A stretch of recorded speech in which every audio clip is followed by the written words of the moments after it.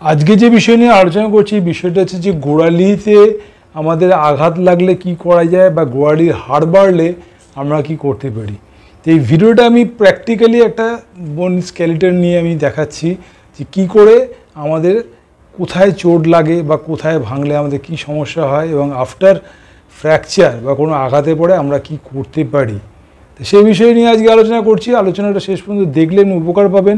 আর একটাই কথা বলি, দীপাঞ্জন সামন্ত যে ফিজিওথেরাপি স্পোর্টস সায়েন্স স্পোর্টস মেডিসিনের লোক, আমার হোয়াটসঅ্যাপ নাম্বার থাকে, হোয়াটসঅ্যাপে কোনো অসুবিধা হলে আমাকে কমেন্টস করতে পারেন, কোনো প্রশ্ন করলে অবশ্যই লিখে পাঠাতে পারেন। আর একটাই অনুরোধ, সাবস্ক্রাইব করতে ভুলবেন না, বেল আইকন টিপতে ভুলবেন না, আর সবাইকে কিন্তু শেয়ার করতে ভুলবেন না, কারণ এই রিলেটেড ভিডিওগুলো আমার অনেক আছে, সেগুলোও জানতে পারবেন। তার সঙ্গে সঙ্গে যদি এরকম সমস্যা কারো থেকে থাকে তাকেও আপনি হেল্প করতে পারবেন, যে ওনার ভিডিওটা দেখ, আপনি জানতে পারবেন। সুতরাং ভিডিওটা দেখুন শেষ পর্যন্ত, আপনি উপকার পাবেনই পাবেন।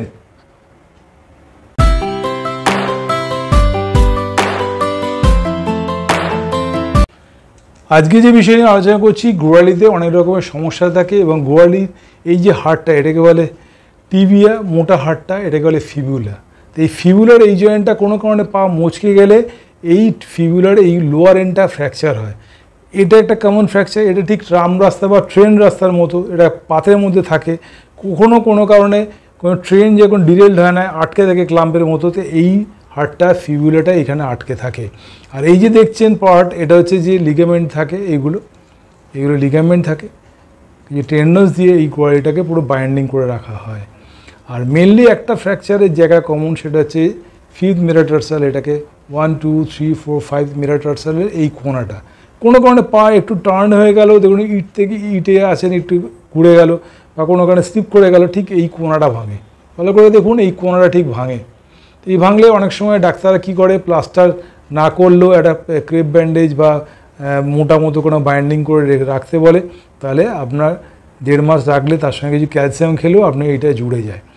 এবারে আমার যেটা আলোচনার বিষয়, যে গোড়ালিতে যে ব্যথা হয় সেটা হচ্ছে এই যে এটা বলে ক্যালকেনিয়াস পার্ট, এই গোড়ালির জায়গাটা আপনার হাড়টা বাড়ে বা কোনো পিছন দিকটাও বাড়ে। আর কোনো দেখবেন আপনার যদি গোড়ালি ব্যথা হয়, পিছন দিকটা ফুলে থাকে, গোড়ালি ঠিক পিছন দিকটা ফুলে থাকে। তার জন্য কি করবেন, একটা করে পাচ্ছি, এটাকে বলে টেন্ডো অ্যাচিলিস বলে, এই জায়গাটাকে টেন্ডো অ্যাচিলিস। এই টেন্ডো অ্যাচিলিসের জায়গাটা কোনো ফুলে থাকলে তাকে অবশ্যই আল্ট্রাসাউন্ড দিতে পারে। ফিজিওথেরাপি হিসেবে বলছি, আল্ট্রাসাউন্ড দিতে পারেন। ফ্লেকশন মুভমেন্ট আছে, সেই মুভমেন্টগুলো আপনি করতে পারেন। তার সঙ্গে সঙ্গে আপনার এটা করতে হবে একটু কন্ট্রাস্ট বাথ, বাড়িতে যদি থাকেন 3 মিনিট গরম জল, 1 মিনিট ঠান্ডা, কন্ট্রাস্ট বাথ 5 মিনিট করে যদি দিতে পারেন, মানে 4 মিনিট, 5 বার করে দিলে 20 মিনিট হয়, তাহলে 3:1, 3 মিনিট গরম জল, 1 মিনিট ঠান্ডা, ঠান্ডাটা একদম বরফে কুচি থাকবে। 3 মিনিট গরম জল, 1 মিনিট ঠান্ডা, 4 মিনিট হলো, 5 বার করে দিলে হচ্ছে 20 মিনিট হয়। এই 20 মিনিট যদি কন্ট্রাস্ট বাথ দিনে 3 বার করে দিতে পারেন, তাহলে আপনার এই গোড়ালি ব্যথাগুলো অনেকটাই কমে যাবে। তো যেটা আমি এই ফিবুলার যে ফ্র্যাকচারের কথা বলি, যে ফিবুলার ফ্র্যাকচার, এই ফিবুলার ফ্র্যাকচারটা হলে কী হবে, ডাক্তার প্লাস্টার করতে বলে এবং প্লাস্টার করার পরে কি করবেন, এটা স্টিফ হয়ে থাকে, ফুলে থাকে, তাকে ওয়াক্স বাথ দিতে বলা হয়। তো ওয়াক্স বাথ দেওয়ার পরে কি মুভমেন্ট করবেন, মুভমেন্টটা হচ্ছে কি ডরসিফ্লেকশন, পাওয়া ফ্লেকশন। এইটাকে ডরসিফ্লেকশন, পাওয়া ফ্লেকশন করতে মানে পাটাকে সামনে পিছনে করা, পাটাকে ডান দিক বাঁ দিক মুভমেন্ট করা, মানে বাঁ দিক ডান দিক, এই মুভমেন্টটা আপনাকে করতে হবে। আর পা দিয়ে কী করতে হবে, এ থেকে জেড পর্যন্ত লেখা, এ থেকে জেড পর্যন্ত পা দিয়ে যদি লিখতে পারেন, যেমন এটা যদি পায়ের পাতা হয়, আপনি লিখছেন A B C D E F G, এরকম করে যদি এ থেকে জেড পর্যন্ত আপনি লিখতে পারেন, তাহলে দেখবেন আপনার পায়ের মুভমেন্টটা আপনি এসে যাচ্ছে। সেটা করতে হবে কি, আপনার কন্ট্রাস্ট বাথের পরে বা অবশ্যই আপনাকে ওয়াক্স বাথের পরে এই মুভমেন্টগুলো আপনাকে করতে হবে। হিল আপ, টো আপ, এই মুভমেন্টগুলো যেরকম বলি, সেই ব্যায়ামগুলো আপনাকে তার সঙ্গে সঙ্গে করতে হবে। তো এই হচ্ছে আপনার গোড়ালির যে প্রবলেম, তার জন্য আমি আলোচনা করে দিলাম। আর ক্যালকেনিয়াস পার্ট যদি বেড়ে যায়, গোড়ালির যে হাড় বাড়ে, এই গোড়ালির হাড়টা বাড়ার সঙ্গে সঙ্গে আপনাকে কী করতে হবে, আপনাকে নরম চটি পরার অভ্যাস করতে হবে। বিছনা থেকে যখনই পা দেবেন, নরম চটি, সিলিকন ইনসোল পাওয়া যায়, সিলিকন ইনসোলে দিতে পারেন। তার সঙ্গে সঙ্গে নরম চটিও আপনি ব্যবহার করতে পারেন, সেই চটিটা যেন গোড়ালিটা উঁচু হয়। এই গোড়ালিটা যেন উঁচু হয়, এরকম চটি পরবেন। গোড়ালিটা যেন নিচে, টোটা যেন নিচের দিকে থাকে, সেরকম চটি আপনি পরবেন।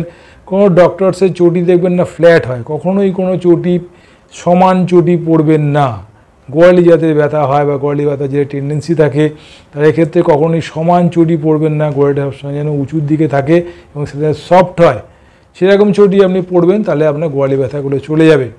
তাহলে আপনার ক্যালকেনিয়াস স্পারের জন্য আমি বলে দিলাম। তারপরে ফ্র্যাকচার হলে কীভাবে করবেন সেটা আমি বলে দিলাম। আর একটাই কথা বলি, ওজন যদি বেশি থাকে তাহলে ক্যালকেনিয়াস স্পারে যেন সমস্যা থাকে, টেন্ডো অ্যাচিলিসের সমস্যা থাকে এবং তার সঙ্গে সঙ্গে ফ্র্যাকচারের টেন্ডেন্সিও থাকে। এবং ওজনটা আপনাকে মেজার করতে হবে। মহিলাদের ক্ষেত্রে প্রত্যেক ইঞ্চিতে হবে আফটার 50 পরে 900 গ্রাম প্রতি ইঞ্চিতে, ছেলেদের ক্ষেত্রে হবে প্রতি ইঞ্চিতে 1 কিলো। তো এই মেজারমেন্টে যদি আপনি রাখতে পারেন, তার সঙ্গে সঙ্গে যদি নিয়মিত করে পায়ের ব্যায়াম, মুভমেন্ট করা, হাঁটাচলা করা সেগুলি করতে পারেন, তাহলে অবশ্যই আপনার গোড়ালির মাসেলগুলো ঠিক থাকবে, আপনার ভাঙবে না। আর ক্যালসিয়ামের জন্য যেটা পারবার ধরে আমি বলে দিই, ক্যালসিয়াম দুধের থেকে 8 গুণ বেশি ক্যালসিয়াম পাই, সেটা হচ্ছে সাদা তিল।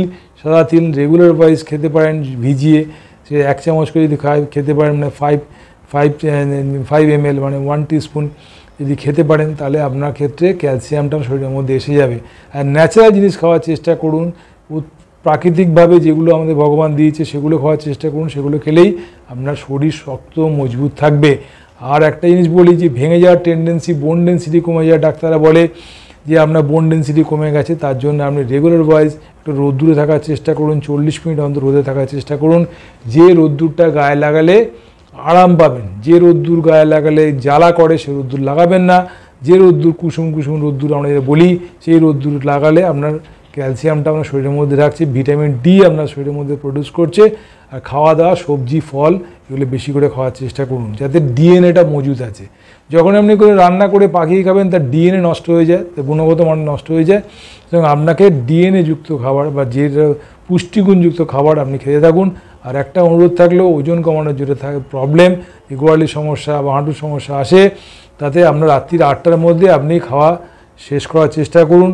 12 ঘন্টা খাবেন, সকাল 8টা থেকে রাত 8টা পর্যন্ত খাবেন, রাত 8টা থেকে সকাল 8টা পর্যন্ত না খেয়ে থাকুন, তাহলে আপনার শরীরের মেজারমেন্ট বা বডি ব্যালেন্স ঠিক থাকে। সেটা হচ্ছে সার্কেডিয়ান রিদিম আপনার ঠিক থাকে, হার্ট, লাং, কিডনি, লিভার যেগুলো আছে তার রিদিমটা ঠিক থাকবে। সুতরাং আপনাকে শরীর অনুযায়ী খেতে হবে। তাড়াতাড়ি খাওয়ার চেষ্টা করুন, যত রাত্রে ডিনার খান, রাতে টক দই খাবেন না, কলা খাবেন না, শশা খাবেন না, এগুলো সকালের দিকে খাওয়ার চেষ্টা করুন। দুপুরের লাঞ্চের আগে এগুলো খান, উপকার পাবেন।